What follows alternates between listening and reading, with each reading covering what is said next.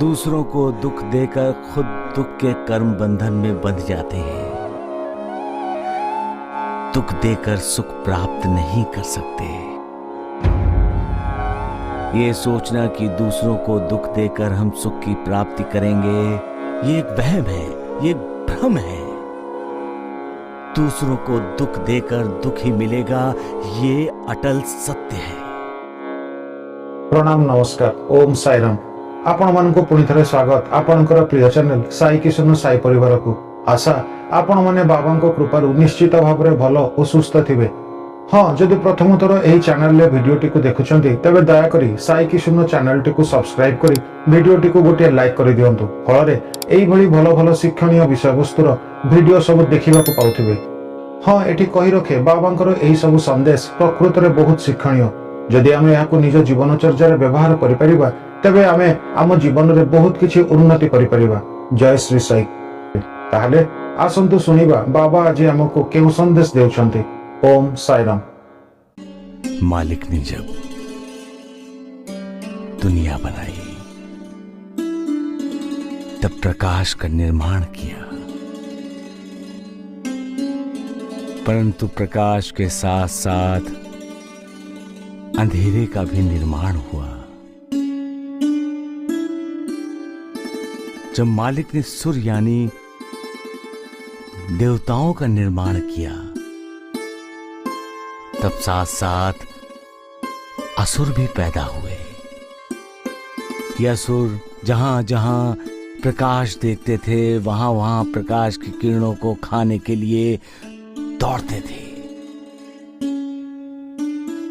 प्रकाश और अंधेरा, सुर और असुरों का युद्ध तब से चलता आ रहा है, वो आज तक चल रहा है और आगे भी चलता रहेगा। अंधेरा प्रकाश से इतना डरता है कि उसे लगता है प्रकाश उसका अस्तित्व ही मिटा देगा। इंसान के मन में अज्ञान का अंधेरा होता है और ज्ञान का प्रकाश भी। हमारे मन में विचारों का जो द्वंद्व चलता है वो प्रकाश और अंधेरे के द्वंद्व का ही प्रतिरूप है। जब हमारे मन के अंदर का अंधेरा ज्ञान के प्रकाश को निगल लेता है तभी हम अविवेक करते हैं, अविचार करते हैं। लेकिन जब हम सोचे समझे विवेक के साथ फैसला लेते हैं उस समय हमारे मन के ज्ञान के प्रकाश के कारण वो अंधेरा मिट चुका होता है। हमें अंधेरे के अधीन नहीं होना चाहिए, हमें प्रकाश की ओर चलना चाहिए। प्रकाश में ही इंसान की तरक्की है, प्रकाश में ही इंसान का भविष्य है, प्रकाश में ही मालिक का आशीर्वाद है, मालिक की दुआ है। और अंधेरा, अंधेरा क्या है?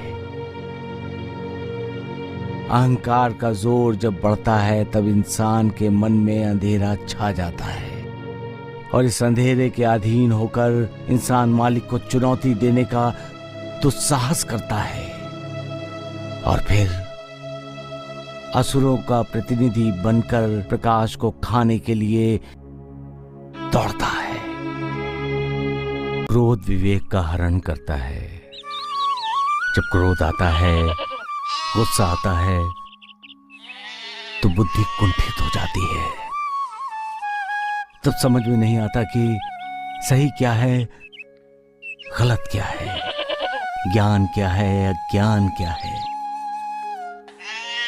इंसान वही करता है जो क्रोध के वक्त आया हुआ आवेग उससे करवाता है। आवेग में उठाया गया कदम सजा नहीं, दंड नहीं, एक अपराध है। तो फिर सजा क्या है साईं? सजा या दंड न्याय की कुर्सी पर बैठकर लिया गया फैसला है जिसे मालिक स्वयं करता है। उसकी प्रेरणा से ज्ञानी विद्वान समाज के कर्ता धर्ता पंच करते हैं। उनका न्याय दूध का दूध और पानी का पानी होता है। न्याय न अपना देखता है न पराया देखता है। वो यदि कुछ देखता है तो सिर्फ इंसाफ। इंसाफ के तराजू पर सच और झूठ को तौलता है, उसे परखता है। परखने के बाद जो आवाज निकलती है वो परमेश्वर की आवाज होती है, उस मालिक की आवाज होती है जिसे हम फैसला कहते हैं, जिसे हम सजा कहते हैं। सजा या दंड, पीड़ा या प्रताड़ना नहीं है, वो आदेश है उस मालिक का जो सही और सच्चे मार्ग पर चलने के लिए कहता है। क्योंकि यही मार्ग उस मालिक का मार्ग है जो जीवन को उन्नति के मार्ग पर ले जाता है। जो पाप करता है उसे पाप का दंड मिलता है। यही मालिक का न्याय है। पाप क्या है? झूठ बोलना पाप है, किसी के साथ विश्वासघात करना पाप है, समाज के साथ द्रोह करना पाप है, अपना फर्ज अपना कर्तव्य नहीं निभाना पाप है, अपने परिवार का ध्यान न देना, बुजुर्गों का अपमान करना पाप है, माँ बाप को आदर सम्मान न देना, माँ बाप के प्रति अपने कर्तव्य का पालन न करना, माँ बाप को प्यार की जगह नफरत देना, ये पाप नहीं महापाप है। जैसा करते हैं वैसा ही भरते हैं। परंतु तुमने इससे कोई सीख नहीं ली। इसने अपने माता पिता को धोखा दिया, विश्वासघात किया, बदले में इसको धोखा मिला, विश्वासघात मिला। याद रखना, पाप की सजा तो भुगतनी ही पड़ती है। वृक्ष की ऊंचाई जितनी ऊंची होती है उतनी ही गहरी उसकी जड़ें भी होती हैं। दुख का भी यही हाल है। दूसरों को दुख देकर खुद दुख के कर्म बंधन में बंध जाते हैं। दुख देकर सुख प्राप्त नहीं कर सकते। ये सोचना कि दूसरों को दुख देकर हम सुख की प्राप्ति करेंगे, ये एक वहम है, ये एक भ्रम है। दूसरों को दुख देकर दुख ही मिलेगा, ये अटल सत्य है। सबका मालिक ही